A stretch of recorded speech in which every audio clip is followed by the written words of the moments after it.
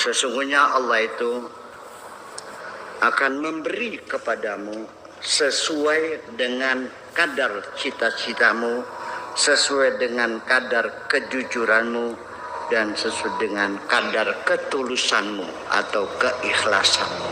Itu saja. Ditakar berdasarkan loyalitasmu pada Allah. Maka nanti yang akan dinilai oleh Allah bukan besar dan kecilnya sedekah, bukan besar dan kecilnya jasa yang kita berikan, tapi yang akan dinilai adalah ketulusan hatimu. Betul. Kalau ukurannya berdasarkan kubik meter dan berat jenis, maka berarti batu kali lebih mahal dari berlian. Betul nggak? Berlian tuh nggak berat. Kalau punya berlian sebesar telur, itu mungkin sama dengan 1 juta truk batu. Iya kan harganya, dan tidak terhingga. Ijtahid, bekerja keraslah, ya, wa ta'arrad, dan menghadaplah, watlub, dan mintalah. Fa inna bika la yaji'u syai'un wala budda minka, ya. Watlub fa inna bika, maka sesungguhnya bika, karena kamu, la yaji'u syai'un, tidak akan datang sesuatu, wala budda minka, dan tidak bisa tidak daripada dirimu, takallufun fi tahsilil a'malis salihati, itu berarti memaksakan diri untuk menghasilkan amal-amal yang saleh. Kama tatakallafu, seperti juga engkau memaksakan diri bekerja keras, fi tahsilir rizki, untuk mendapatkan rezeki. Artinya silakan saja kamu bekerja keras, banyak meminta, banyak berdoa. Nanti artinya tidak bisa tidak akan datang juga kepadamu rezeki itu.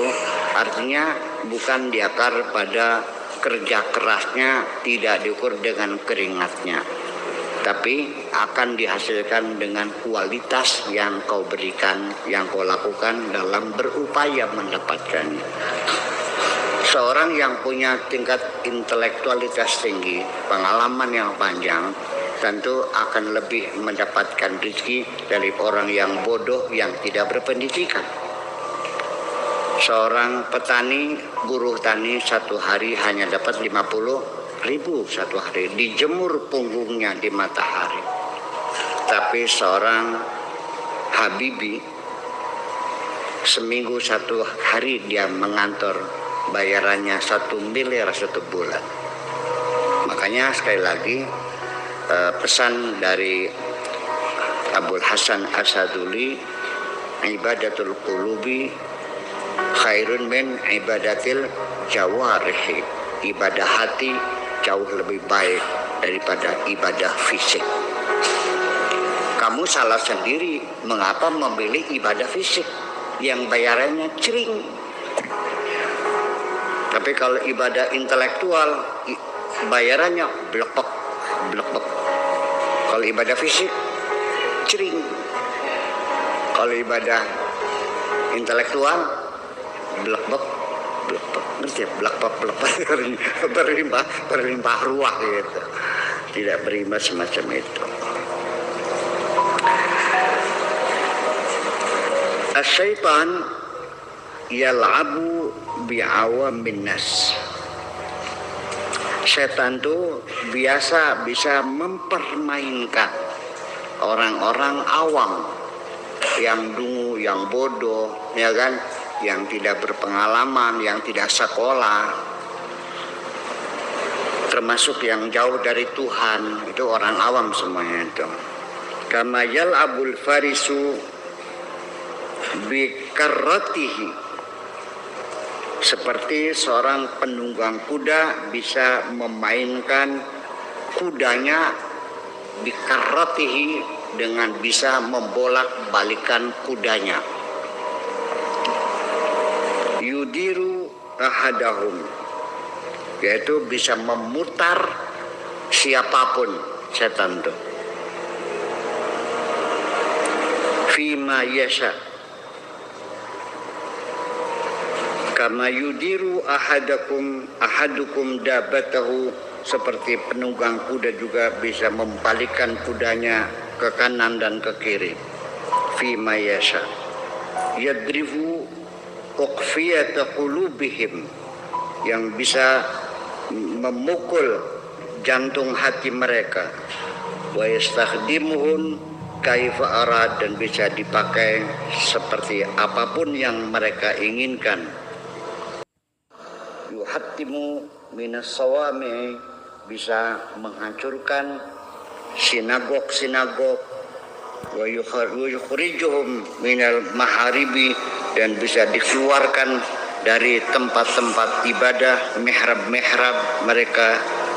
Wa yuqifuhum, dan bisa menghentikan mereka fi khidmatihi, dalam berkhidmah, dalam beribadah, bisa ujung-ujung menjadi malas.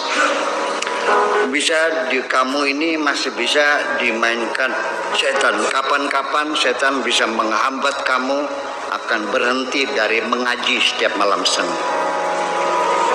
Ya. Kapan-kapan engkau setan bisa menghancurkan rumah tanggamu, bercerai dengan istrimu. Kapan-kapan setan juga bisa menggoda. Kalau kamu masih termasuk golongan orang awam, artinya yang mudah digodanya. Artinya bahwa seorang penunggang kuda, ini contohnya saya terangkan, ngomongnya muter-muter tapi saya paham. Seorang penunggang kuda yang ahli mengendalikan kudanya ketika maju perang dengan kelincahan yang luar biasa, ini digambarkan oleh Umru'ul Qais dalam syair jahili dahulu, mengatakan mikarrin mifarrin mukbilin mudbirin ma'an kajal mudi sakhrin tanhattu min ali. Mikarrin, dia bisa berbalik. Mifarrin, melesat. Mukbilin, bisa menghadap. Mudbirin, bisa berbalik. Kajal mudi sakhrin, seperti buah batu besar, tanhattu min ali, batu ukuran 5 meter diameternya menggelinding dari gunung, kayak mau bom balik-baliknya. Itu saking lincahnya seorang penunggang kuda sehingga musuhnya habis dibabat semuanya. Itu cerita Umrul Qais. Ini mungkin dari cerita bagaimana setan bisa memutar-mutar kamu sesuka-suka dia kalau kamu tidak waspada. Dan setan menggoda itu adalah legal. Karena setan pun ketika menggoda kamu sudah minta izin dari Tuhan dan sudah dikasih SIM. Ada SIM-nya resmi, surat izin menggoda. Setan, kau menggoda aku? Iya. Alasannya apa? Resmi, kata setan. Mana suratnya? Nih ada SIM-nya. Ketika setan meminta izin yang bunyinya qala fa bi'izzatika la uwiyannahum ajmain, kata Allah, oke, silahkan kau goda semuanya. Setan minta umur panjang, kata Allah, oke, innaka mindal mundharin, engkau panjang sampai hari kiamat. Setan umurnya panjang dan dia akan menggoda kamu sekuat tenaga dengan harapan kamu semuanya masuk neraka semua. Nah, nanti kalau sudah masuk neraka semua, setan ada peluang bisa masuk surga lagi. Itu akal jahatnya tuh. Makanya orang yang hidupnya punya cacat, dia paling suka menyebarluaskan cacat orang lain supaya tidak sendirian.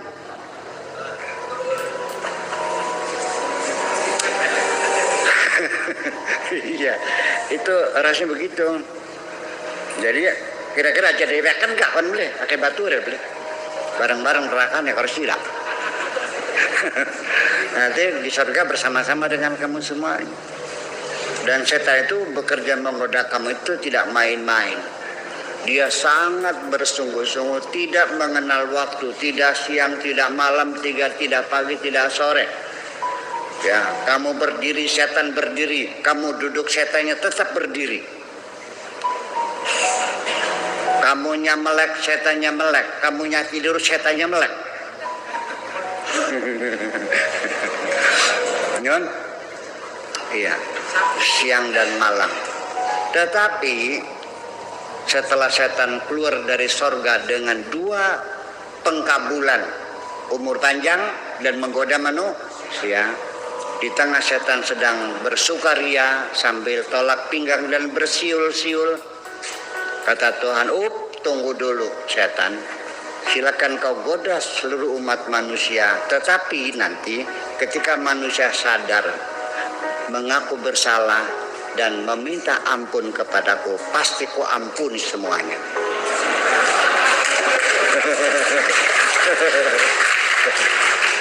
Itulah akhirnya Pak setan melongo, kerja bakti. Dan nanti hasilnya seperti menulis di atas air, bukan? Nah, sejak itulah maka setan merubah strategi, bukan sekedar menggoda manusia berbuat jahat, tetapi mempola bagaimana manusia jangan merasa berdosa. Jadi jangan-jangan, atau mungkin bisa katakan, kalau orang yang hidupnya tidak pernah merasa berdosa, itu sudah menjadi setan. Namanya setan manusia. Ini setan, lihat dulu, ini setan, ini manusia menyatu. Kalau begini namanya setan manusia, kalau dibalik manusia, iya. Itu yang disebut dengan syayatinul insi wal jinni. Setan-setan jin dan setan-setan manusia. Jin juga sama, kalau menyatu dengan setan ya namanya setan jin. Kalau menyatu dengan manusia namanya setan manusia. Nah, kalau sudah setan itu berbentuk manusia, godaannya lebih efektif dan lebih efisien daripada setan berbentuk jin. Kalau jin hanya berbisik-bisik di telinga kita, menggoda hati kita untuk bersyahwat dan sebagainya. Tapi kalau setannya berbentuk manusia, udah roknya pendek, pahanya mulus, buah dadanya besar, bokongnya bahenol, mana tahan.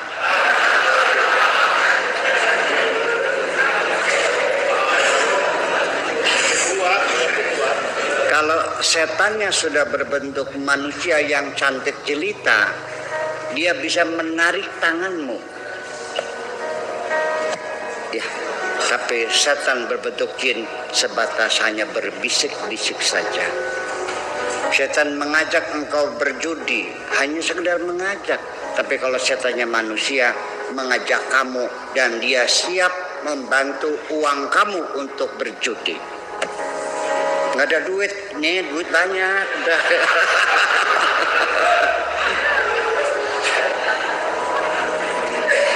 Iya.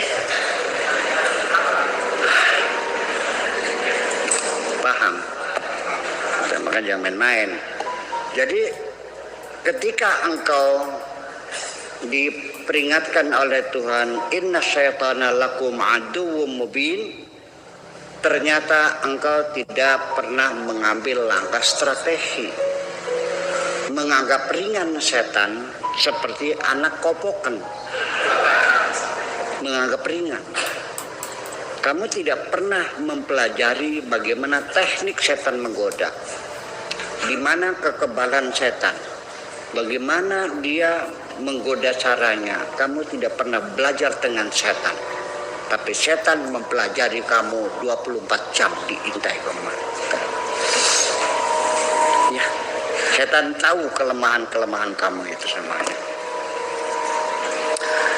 Ya, saya juga pernah mau diselewengkan oleh setan. Ketika ingin membantu orang susah, uang sudah di kantong, tinggal diberikan saja, masih berbisik juga setan. Nanti Buya, ngasihkannya jangan sekarang, nunggu kalau sudah tamunya banyak. Saya bilang, aku lebih pintar dari kamu.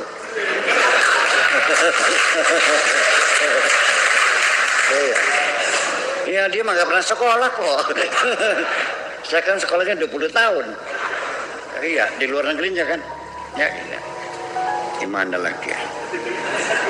Ya itu. Nun, iya.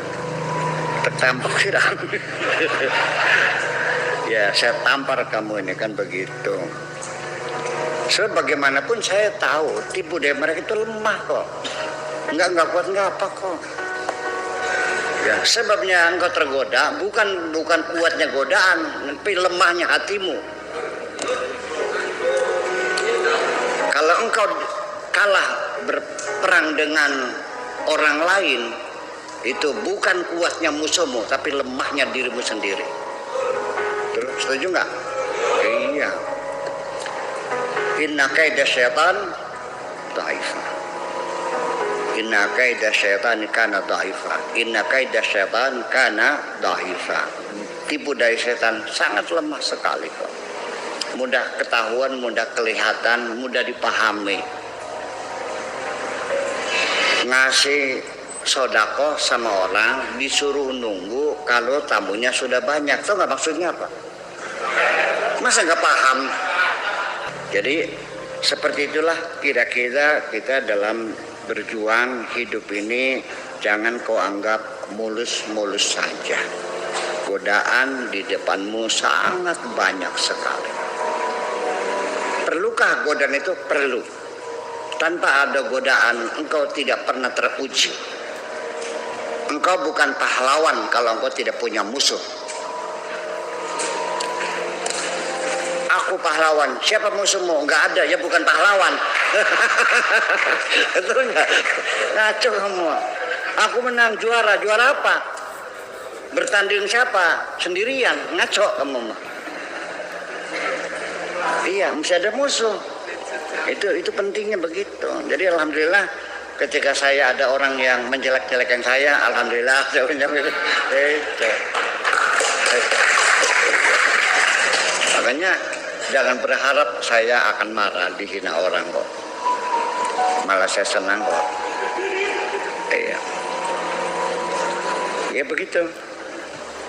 Ya minimal gitu dengan adanya orang mengkritik saya itu artinya mendorong saya untuk introspeksi lagi.